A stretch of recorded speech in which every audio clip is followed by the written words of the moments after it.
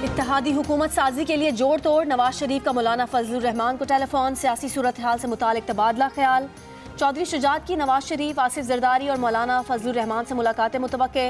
अहम फैसलों के लिए पीपल्स पार्टी की सेंट्रल एग्जीक्यूटिव कमेटी का इजलास आज इस्लामाबाद में तलब। पीपल्स पार्टी और मुस्लिम लीग नून की क़यादत के दरमियान गुज़िश्ता रोज़ मुलाकात में आधी मुद्दत के लिए नून लीग और आधी मुद्दत के लिए पीपल्स पार्टी के वज़ीर आज़म के इम्कानात का जायज़ा लिया गया। MKM के वफ़द की रायबंड में नवाज शरीफ से मुलाकात में हुकूमत बनाने पर फ़िलहाल फैसला ना हो सका।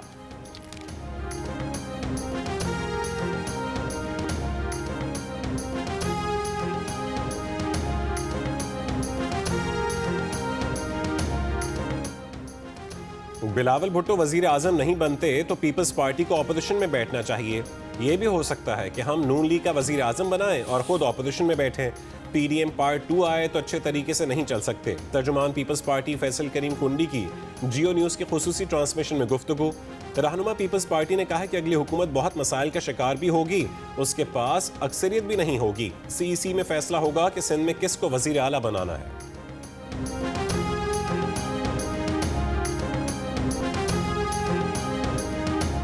कौमी असम्बली में अपनी जमात बनाने के बजाय किसी पार्टी को ज्वाइन करने को तरजीह देंगे। पार्टी कौन सी होगी ये फैसला 1-2 दिन में कर लेंगे। रहनुमा PTI बैरिस्टर गौहर अली खान की जियो न्यूज़ की खुसूसी इलेक्शन ट्रांसमिशन में गुफ्तगू।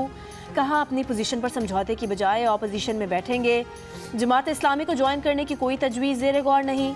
PTI के वसीम कादिर की नून लीग में शमूलियत पर कहा कि कुछ लोगों के वफादारियाँ तब्दील करने का खदशा पहले से था।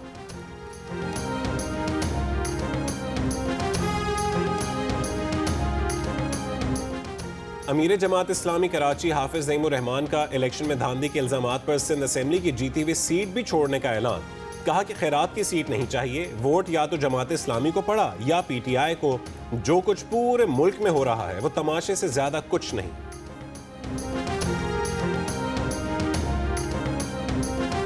इंतखाबी नताइज के खिलाफ मुख्तलिफ सियासी जमातों के मुजाहरे और धरने। बलोचिस्तान में धरनों के बायस चौथे रोज भी बैनुल सूबाई शाहराएं 20 से जायद मकामात पर ब्लॉक। बलोचिस्तान को पंजाब, सिंध, खैबर पख्तूनख्वा समेत अफगानिस्तान और ईरान से मिलाने वाली तमाम शाहराएं बंद। चमन कोयटा सेक्शन पर ट्रेनों की आमदोरफ्त भी मुअत्तल। रावलपिंडी में PTI कारकुनान के खिलाफ कार्य सरकार में मुदाखलत पर मुकदमा दर्ज। NA57 की उम्मीदवार सिमाबिया ताहिर, सूबाई उम्मीदवार तनवीर असलम राजा समेत 300 कारकुन नामजद। इलेक्शन में मुबैना धांधली के खिलाफ गुज़िश्ता रोज़ भी मुल्क भर में Tehreek Insaf, JUIF, Jamaat Islami, BNP, Pashtunkhwa map और नेशनल पार्टी ने मुजाहरे और धरने दिए थे।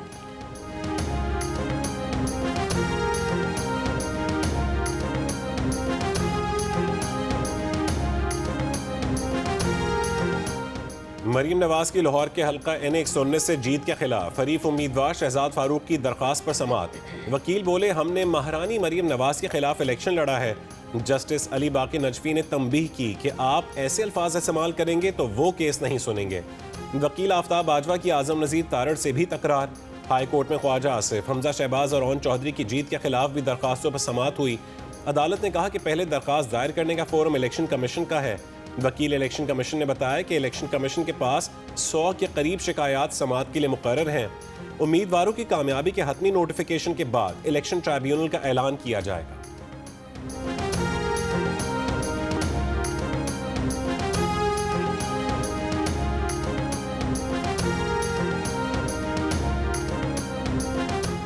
MKM रहनुमाओं मुस्तफ़ा कमाल और फारूक सत्तार की कौमी असम्बली की नशिस्तों पर कामयाबी चैलेंज।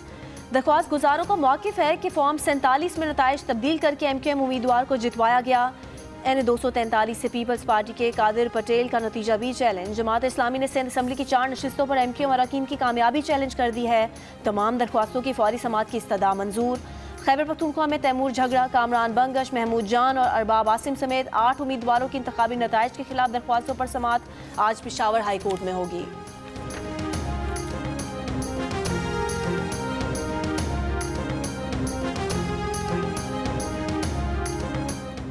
इलेक्शन कमीशन में इंतखाबी उज़रदारियों पर समाअत। Member election commission Sindh Nisar Durrani ने कहा है कि जो हार गया वो जश्न मना रहा है और जो जीत गया वो धांधली के इल्जामात लगा रहा है।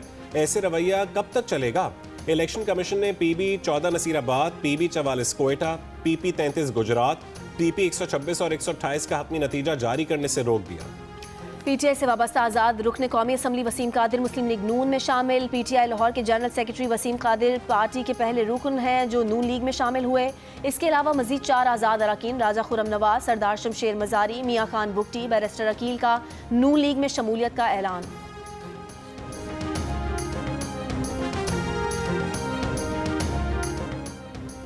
पाकिस्तान स्टॉक एक्सचेंज में मनफी रुझान, कारोबार के दौरान 2% से ज्यादा मंदी रिकॉर्ड। इंडेक्स 61,657 की सतह पर आ गया। 100 इंडेक्स में 1300 पॉइंट्स की कमी देखी गई। आम इंतखाबात में खैबर पख्तूनख्वा में वोटिंग का तनासुब सबसे कम 41% रहा। इस्लामाबाद में वोटिंग का तनासुब सबसे ज़्यादा 54.2% रहा। इलेक्शन 2024 में वोटिंग से मुतालिक फाफन ने रिपोर्ट जारी कर दी। पंजाब में वोटिंग का तनासुब 51.6%, सिंध में 43.7%, जबकि बलूचिस्तान में वोटिंग का तनासुब 42.9% रहा। मुल्क भर में मजमूई वोटिंग का तनासुब 47.8% रहा। रिपोर्ट के मुताबिक कौमी असम्बली की 263 नशिस्तों पर 6,08,212 वोट कास्ट हुए। मुल्क भर में कुल 12,66,50,183 वोट रजिस्टर्ड थे। डायरेक्टर फाफन मुदस्सिर रिजवी का कहना है कि हमारे वोटर्स बढ़े हैं, टर्नआउट कम हुआ है, खवातीन वोटर्स की तादाद में इजाफा हुआ है। सियासी जमातों की जिम्मेदारी है कि खवातीन वोटर्स को बाहर लाएं।